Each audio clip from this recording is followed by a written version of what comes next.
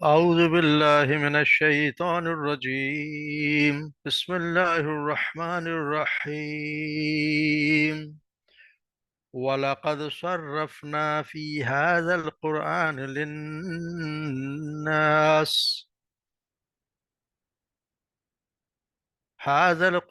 للناس من كل شيء، من كل مثل، وكان الإنسان أكثر شيء جدلا. وما منع الناس أن يؤمنوا إذ جاءهم الهدى ويستغفروا ربهم إلا أن تأتيهم سنة الأولين أو يأتيهم العذاب قبلا. وما نرسل المرسلين إلا مبشرين ومنذرين. ويجادل الذين كفروا بالباطل ليدحضوا به الحق واتخذوا آياتي وما أنذروا هزوا. ومن أظلم ممن ذكر بآيات ربه فأعرض عنها ونسي ما قدمت يداه. إنا جعلنا على قلوبهم أكنة أن يفقهوه وفي آذانهم وقرا وإن تدعوهم إلى الهدى فلن يهتدوا إذا أبدا. وربك الغفور ذو الرحمة لو يؤاخذهم بما كسبوا لعجل لهم العذاب بل لهم موعظ لن يجدوا من دونه موئلا. وتلك القرى أهلكناهم لما ظلموا وجعلنا لمهلكهم موئدا. صدق الله. وَلَقَدْ صَرَّفْنَا فِي هَذَا القرآن، اور بلا شبہ ہم نے پھیر پھیر کر صرفنا پھیر پھیر کر بیان کیا حاضر قرآن، اس قرآن کو، للناس لوگوں کے لیے، من کل مثل ہر قسم کی مثال سے، وکان الانسان اکثر شیء جدلا، وکان انسان ہے اکثر شیء زیادہ ہر چیز سے زیادہ جدلا جھگڑالو. وما منع الناس، اور نہیں روکا لوگوں کو، ان یؤمنو کہ وہ ایمان لے آئیں، اذ جاءہم الہدی جب کہ آ گئی ان کے پاس ہدایت، ویستغفروا ربہم کہ وہ استغفار کریں اپنے رب سے، الا مگر اس بات ہے، ان تاتیہم سنت الاولین کہ آ جائے ان کے پاس، یعنی کہ اپنے پہلے والوں کا سا معاملہ کہ آئے ان کے پاس، جو لوگ پہلے جو ساتھ جو معاملہ ویسے آ جائے وہ، او یا تم عذاب قبلا، یا آ جائے ان کے پاس عذاب قبلا سامنے سے. وما نرسل المرسلین الا مبشرین ومنذرین، وما نرسل اور نہیں بھیجتے ہم مرسلین رسولوں کو، الا مگر مبشرین بشارت دینے والے، و منذرین اور تنبیہات ڈرانے والے بنا کر بھیجتے. وَيُجَادِلُ الَّذِينَ كَفَرُوا اور جھگڑا کرتے ہیں وہ لوگ جو کافرو جو کفر ہیں، بالباطل باطل کے ذریعے، یعنی جھگڑا کرتے ہیں وہ لوگ باطل کے جھگڑے، جنہوں نے یعنی ان لوگوں نے جو کفر کر دیا، جنہوں نے کفر کیا، الذین کافر جنہوں نے کفر کیا وہ باطل کے جھگڑا کرتے ہیں، لیدخلوا به الحق کہتا ہے کہ وہ نیچا دکھا دیں یا پھسلا دیں، به الحق حق کے ساتھ، واتخذوا اور بنایا انہوں نے آیاتی میری آیات کو، وما انذروا ہزوا اور اس چیز کو جس سے ڈرایا جا رہا ہے اس کا مذاق. ومن ازلم ممن ذکر بآیات ربی، اور اس سے بڑا ظالم کون ہوگا، ممن ذکر بآیاتی جس کے سامنے بیان کی جائیں یا جس کو ہدایت سے نصیحت کی جائے ہماری اپنے اس کے رب کی آیات سے، وعارض عنہم عنہا اور وہ اس سے اعراض کرے، ونسی ما قدمت یدا اور وہ بھول گیا جو کچھ اس نے آگے بھیجا، یعنی اس کے ہاتھوں نے آگے بھیجا اسے بھول گیا. انا جعلنا علی قلوبہم، بے شک ہم نے بنایا، انا جعلنا بے شک ہم نے بنا دیا علی قلوب کہ ان کے دلوں پر پردہ، ان جعلنا علی قلوب کہ ہم نے ان کے دلوں پر پردے ڈال دیے، ان یفقہوہ کہ وہ سمجھیں اسے، یعنی قرآن کو وہ سمجھیں، وفی آذان وقرا اور ان کے کانوں پر ڈانٹ ہے، کانوں میں ڈانٹ ہے، وَإِن تَدْعُوهُمْ إِلَى الْهُدَىٰ اور اگر تم اگر تدعوہم انہیں پکارو الی الہدیٰ ہدایت کی طرف، فلن یہتدوا اذا ابدا وہ ہرگز نہیں وہ ہدایت پائیں گے یا کبھی بھی، اذن ابدا اس طرح کبھی بھی، یعنی وہ کسی وقت بھی اس ہدایت کی طرف نہیں آئیں گے، ہدایت نہیں پائیں گے۔ اور ربک الغفور ذو الرحمہ اور آپ کا رب الغفور ہے، مغفرت کرنے والا ہے، ذو الرحمہ رحمت والا ہے۔ لو یواخذہم بما کسبوا اور اگر یواخذہم اگر وہ پکڑتا انہیں بما اس وجہ سے کسبوا جو انہوں نے کمایا، یعنی ان کے گناہوں کے بدلہ اگر پکڑتا، لعجلہم العذاب تو جلدی ہی بھیج دیتا ان پر عذاب، بل لہم موعد بلکہ لہم ان کے لیے ہے موعد ایک وقت مقرر،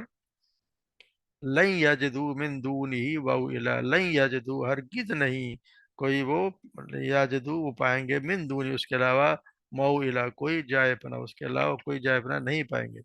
وہ تلک القریٰ اور یہ ہیں بستیاں، تلکا یہ قریٰ بستیاں، یہ ہیں بستیاں اہلکناہم ہم نے ہلاک کیا انہیں، لما ظلموا جب انہوں نے ظلم کیا، وجعلنا اور بنا دیا ہم نے لمحلکہم ان کی ہلاکت کے لیے، لمحلکہم ان کی ہلاکت کے لیے موعدا ایک مقرر وقت۔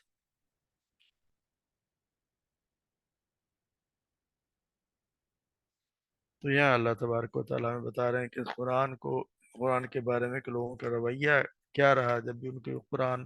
ہدایت لے کر آیا اور ان کو اللہ تبارک و تعالیٰ کی کے باتوں کو سنایا، تو یہاں یہ بتایا جا رہا ہے کہ یہ جو لوگ ہیں ان کو قرآن مجید جو ہے وہ بار بار پڑھ کے ہر طریقے سے ان کو سمجھا دیا گیا، یعنی کہ جہاں تک دلیل کا اور کوئی حجت کا تعلق ہے تو قرآن میں حق کو واضح کرنے کے لیے کوئی کسر اٹھا نہیں رکھی، دل اور دماغ کو اپیل کرنے کے جتنے مؤثر طریقے اختیار کرنے ممکن تھے وہ سب قرآن مجید میں بہترین انداز میں اختیار کیے جا چکے ہیں۔ اب وہ کیا چیز ہے جو انہیں قبول حق کرنے سے نمبر اس کے معنی ہو رہی ہے، تو وہ صرف یہ ہے کہ وہ انتظار کر رہے ہیں کہ ان پہ کوئی ایسا وقت آئے جو ان کے پہلے بھی آ گیا ہے۔ یعنی اہل مکہ اور ہر زمانے کے کافروں کا حال یہ بیان کیا جا رہا ہے کہ انہوں نے ہمیشہ ہی کفر کی راہ اختیار کی اور ہزار دلائل یا پھر ان کا ہر قسم کے دلائل اور نشانیوں کے باوجود حق کو جھٹلانے کی کوشش کی، اور سب نے یہی مطالبہ ہے کہ جس عذاب کی تو انہیں دھمکی دی جا رہی ہے وہ اسے اپنے آنکھوں سے دیکھنا چاہتے ہیں۔ یعنی کفار ایمان پر استغفار ایمان لانے یا استغفار کرنے پر اس وقت تک آمادہ ہوتے ہی نہیں ہیں جب تک دنیا میں عذاب کو اپنی آنکھوں سے دیکھ لیتے ہیں، یا پھر جب آخرت ہوگی تو وہ جہنم کو دیکھ لیں گے، تو دونوں ہی جگہ ان حالتوں میں ان کے ایمان و استغفار کسی کام کو تو نہیں ہوگا۔ ایمان تو اس وقت منافع ہوگا جب عذاب کے آنے سے پہلے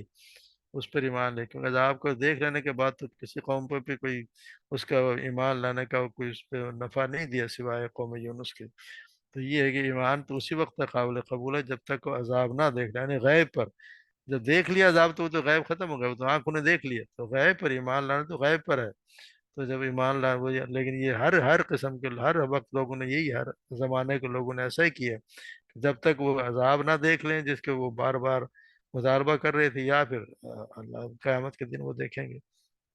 اللہ تبارک و تعالیٰ ہم سب کو صحیح توفیق دے۔ جیسا اللہ تبارک و تعالیٰ یہاں فرما رہے ہیں سورہ اعراف میں فرمایا وَكَم مِّن قَرْيَةٍ أَهْلَكْنَاهَا فَجَاءَهَا بَأْسُنَا بَيَاتًا وَهُمْ قَائِلُونَ کتنی ہی بستیاں جنہیں ہم نے ہلاک کیا تو ان پر ہمارا عذاب راتوں رات آیا، یا جب کہ وہ دوپہر کو آرام کرنے والے تھے، ہم قائلون دوپہر کو آرام کرنے والے قیلولہ کرنے والے، فما كان دعواهم إذ جاءهم الباسنا اور پھر نہیں تھی ان کی بکا جب ان کے اوپر ہمارا عذاب ہے، الا مگر یہ کہ ان قالوا انا كنا ظالمین، انہوں نے یہی کہا کہ ہم بے شک ہم ہی ظالم تھے۔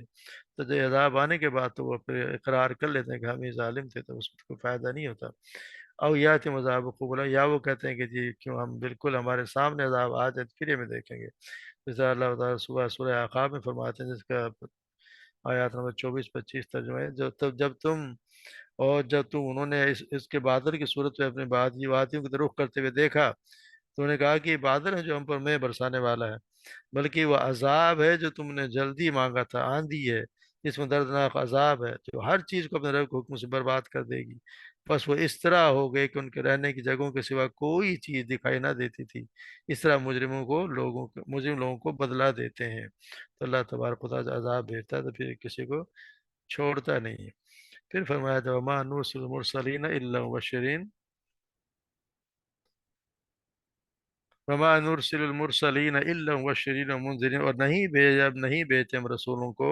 مگر خوشخبری دینے والے اور ڈرانے والے۔ اور یعنی رسولوں کو بھیجنے کے دو ہی مقصد ہیں کہ یا تو وہ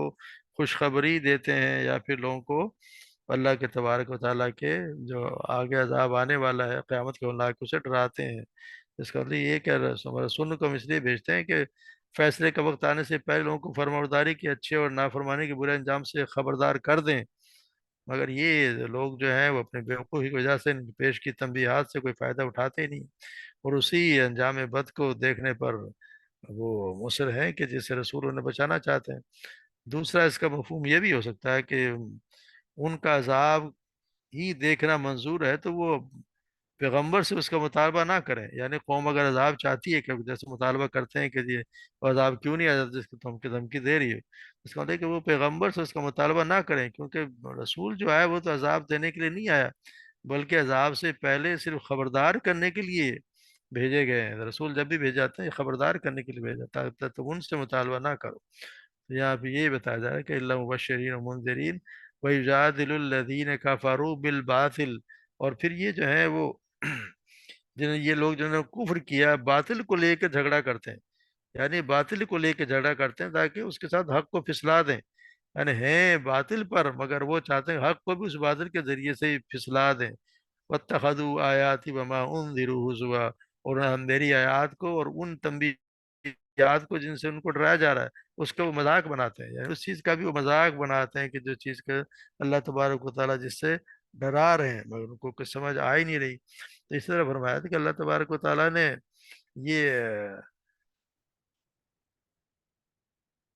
بتایا یہی جا رہا ہے کہ ان کا یہ جو اتنے مذاق اڑاتے رہے اور ہمیشہ ہر چیز کا سوائے مذاق اڑانے کے ان کو اس چیز کا احساس ہی نہیں کہ اللہ تبارک و تعالیٰ کی آیات کو مذاق اڑانا اور ان تنبیہات کا جن کا تمہیں کہا جن کو تمہیں ڈرایا جا رہا ہے اس کا مذاق اڑانا تمہارے لیے کتنے عذاب کا باعث ہوگا، اور تمہارے اس کی کتنا انجام اس کے تمہیں کتنا برا انجام بھگتنا پڑے گا۔ تو یہ اللہ تبارک و تعالیٰ کے نظام نے ان کا یہی ایک رویہ ہوا کرتا تھا۔ تو اسی لیے فرمایا ومن ازلم ممن ذکر بآیات ربی فاعرض عنہا، اس سے بڑا ظالم کون ہوگا کہ جس کے سامنے ہماری آیات پڑھی جائیں، یعنی کہ اللہ کے تبارک و تعالیٰ کی آیات کے ساتھ نصیحت کی گئی ہو اور پھر اس نے اس سے منہ پھیر لیا،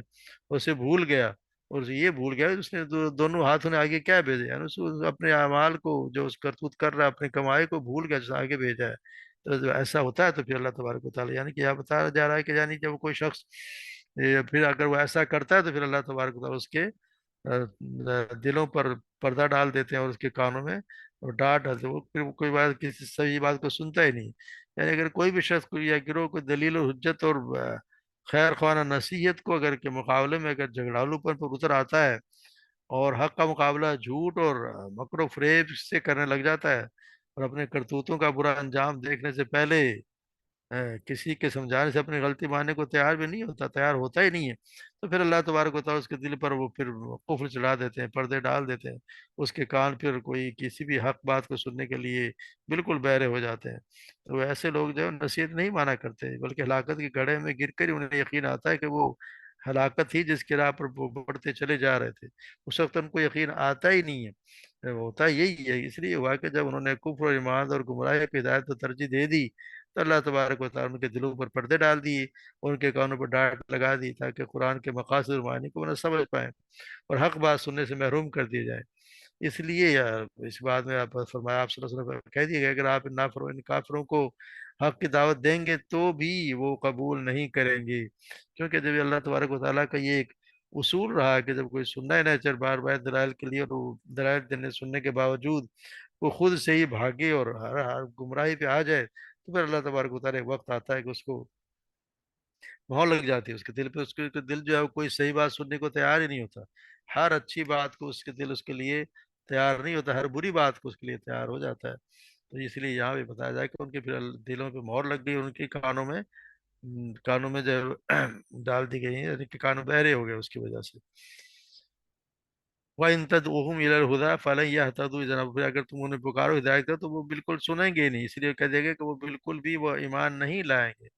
وَرَبُّكَ الْغَفُورُ ذُو الرَّحْمَةِ، اور تیرا رب بہت غفور رحیم ہے اور بہت زیادہ رحمت والا ہے۔ یہ اللہ تبارک و تعالیٰ کا یہ بتا دے کہ اللہ تبارک و تعالیٰ کا یہ طریقہ ہے ہی نہیں کہ جس وقت کسی سے کوئی قصور سرزد ہوگا اس وقت پکڑ کے اسے سزا دے دے۔ یہ تو اس کی شان رحیمی کا تقاضا ہے کہ مجرموں کے پکڑنے میں جلد بازی سے کام نہیں لیتا، اور مدتوں ان کو سنبھلنے کا موقع دیتا ہے، مگر پھر وہ لوگ بہت ہی نادار ہیں، وہ اس کی ڈھیل کو غلط معنی میں لے لیتے ہیں اور یہ گمان کرتے ہیں کہ چاہے جو مرضی ہم کرتے رہیں، ہم سے کوئی باز پرس ہونے والی نہیں ہے۔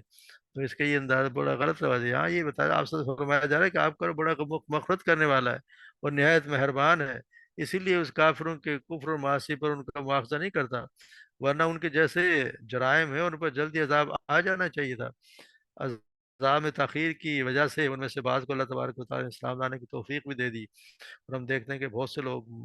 بعد میں اسلام بھی لے آئے اور بہت صحابہ کرام میں بہت اونچا درجہ بھی حاصل کیا۔ اس طرح پھر یہ کہ پھر جب اپنے حال پر باقی رہے، پھر ان کو اللہ ان کے کفر و نات کے مطابق سزا دینے کا وقت بھی اللہ تبارک و تعالیٰ وقت مقرر ہے۔ ایک وقت آئے گا کہ جس وہ وقت مقرر اس دن پھر اس کو ٹال نہیں سکے گا، اسے تو پھر کوئی ٹالے گا نہیں۔ تو یہ اس کو یہ بتایا جا رہا ہے کہ اللہ تبارک و تعالیٰ غفور الرحیم ہے، اس وجہ سے تمہیں تمہارے عذاب کی وجہ سے پکڑتا نہیں، جیسے ہم پہلے پڑھیں گے اگر اللہ تبارک و تعالیٰ ہمارے کرتوتوں کی وجہ سے ہی اگر کسی کو سزا دیتا تو ہم میں سے دنیا میں کوئی بھی انسان زندہ نہ رہتا، کیونکہ سب کے جو حالات وہ سارے کسی کو اپنے آپ کو پتا ہے کہ وہ کیا کرتا رہا ہے، یا ہماری قوم کیا کر رہی ہے، ذات لوگوں کا کیا رویہ ہے، کیا کر رہے ہیں اللہ کے احکامات کے ساتھ، کتنا وہ کھلواڑ کر رہے ہیں۔ تو یہ سب کچھ اللہ تبارک و تعالیٰ سے اس رحیمی کی غفور و رحیم، اس وجہ سے اللہ تبارک و تعالیٰ ڈھیل دے رہا ہے، مگر جب وقت آ جائے گا اور جس کی پکڑنا ہوگا تو پھر اللہ تبارک و تعالیٰ سے کوئی چھڑانے والا بھی نہیں ہوگا۔ اللہ تبارک و تعالیٰ میں صحیح توفیق عطا فرمائے۔ پھر یہ بتایا جا رہا ہے وَلَّهُ مُوعِدٌ لَن يَجِدُوا مِن دُونِهِ مَوْلًى وَتِلْكَ الْقُرَىٰ أَهْلَكْنَاهُمْ لَمَّا ظَلَمُوا، اور یہ کتنی ہی بستیاں ہیں، اور یہی وہ بستیاں ہیں، تل کا یہی وہ بستیاں ہیں، قرآ بستیاں، اہلکناہم جنہیں ہم نے ہلاک کر دیا، لما ظلموا جب انہوں نے ظلم کیا، وجعلنا لمہلکہم موعدا، اور ہم نے ان کی ہلاکت کے لیے ایک وقت مقرر، یعنی وقت رکھ دیا تھا، وقت مقرر کر دیا تھا۔ تو یہاں اللہ تبارک و تعالیٰ ہم یہ بتا رہے ہیں کہ جب اس وقت جس طرح عاد اور سمود اور انہیں جیسی دیگر نافرمان قوموں کی ہلاکت کا سبب بیان اللہ نے یہاں پہ کیا ہے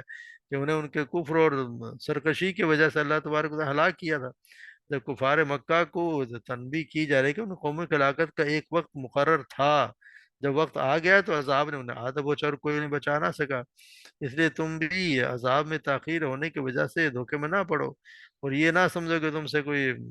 اللہ کا عذاب ٹل گیا ہے، اس کا تو وہ مقرر ہے، اور جب وقت آ جائے گا تو دنیا کی کوئی طاقت تمہیں اس عذاب سے بچا نہ سکے گی۔ ان بستیوں کی اس لیے مثال دی جا رہی ہے کہ یہ کفار مکہ جب بھی جایا کرتے تھے قریش کے لوگ تجارت سفروں پہ، تو ان کی جو اجڑے ہوئے آثار تھے سمود کے، مدین کے، قوم لوط کے، تو وہاں سے ان کو دیکھا کرتے تھے۔ یہ عرب کے لوگ جو تھے ان سے خوب واقف تھے، اس لیے ان کو بتایا جا رہا ہے کہ کتنی بستیاں جن سے تم گزرتے ہو، روز دیکھتے ہو، ان کے ساتھ اللہ تبارک و تعالیٰ نے کیا کیا۔ یہ تمہارے ساتھ بھی ایک وقت دن آئے گا، تم اپنے ڈھیل کو یہ نہ سمجھو کہ تمہیں چھوڑ دیا گیا۔ سیدنا ابو موسیٰ اشعری بیان کرتے ہیں کہ آپ صلی اللہ علیہ وسلم نے فرمایا اللہ تعالیٰ ظالموں کو مہلت دیتا رہتا ہے، مگر جب ان کی گرفت فرماتا ہے تو پھر چھوڑتا نہیں ہے۔